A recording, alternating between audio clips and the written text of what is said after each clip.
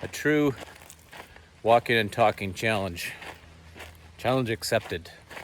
Can Dave explain the shit mix patchwork quilt of post-secondary education in Canada in 5 minutes or less? Clock's ticking.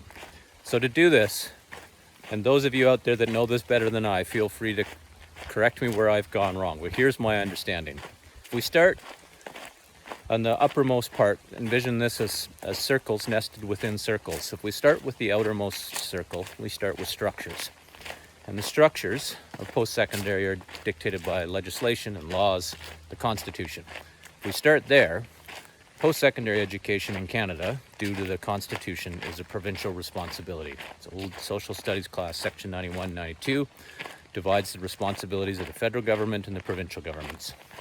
So post-secondary education, healthcare, provincial responsibilities. So the province, at least where I live in BC, and it's similar across the country, the province has a ministry that oversees advanced education or post-secondary or higher education, and every post-secondary institution gets a grant from the provincial government, often about 50% of revenues.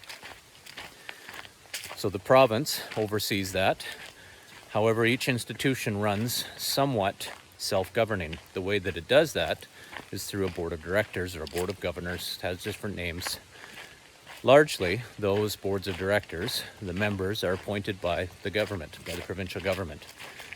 They're also largely volunteer. And so the board of directors, board of governors, they elect a chair amongst them and the different positions that these types of institutions will have. And so that board of directors then largely either hires or is responsible for or inherits, adopts a president and CEO that oversees the administrative functions of that institution. Now, post-secondary institutions are unique in Canada because they run on what's called bicameral governance. So that means that there is the board of directors, there's the president with the various vice presidents and associate vice presidents and associate vice presidents and the various hierarchical bureaucracies that each institution has. Also within are either senates or academic or education councils, and those oversee the academic side of things. And so on those councils or senates are largely faculty representatives from the various parts of the institution. Generally, there's a vice president academic or whatever that position may be from the administrative side, and some administrators that are involved with that. And so all things academic are supposed to go through there. Decisions that get made at that academic council or at the Senate go to the board, but generally they're rubber stamped by that board of directors. And so you have the administrative side on one side, the academic side on the other within post-secondary. Then within those various pieces, and this is where things get very messy and complicated, convoluted at times, is sometimes people get very confused within, and departments get confused about what is an academic piece of work that needs to be with the Senate or the academic council, and what is an administrative piece. Academic councils and senates are also known for being notoriously slow,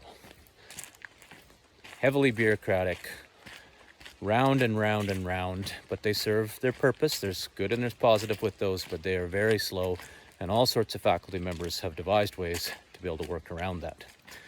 Now, provincial government, as mentioned, gives about 50% of funds. It is up to those institutions to figure out where the rest of the revenue comes from. And generally, a good chunk of that is tuition. And so that is tuition from domestic students, so if that's within Canada or within the province. And then there's international students. International students are generally charged 3 to 5 times the tuition of a domestic student. And there's various convoluted reasons on why that is the case, but it is the case. And so any sort of program, changes and otherwise, whether it be one that's geared towards international students or one's domestic or both of them together, those run through the academic council, education council, Senate, whatever it may be called, and that goes through that process. So that is essentially post-secondary structures and systems within Canada, and it begins to raise certain questions that I'll cover in other places about whose responsibility is it then and who is accountable for things like equity, diversity, and inclusion plans, reconciliation.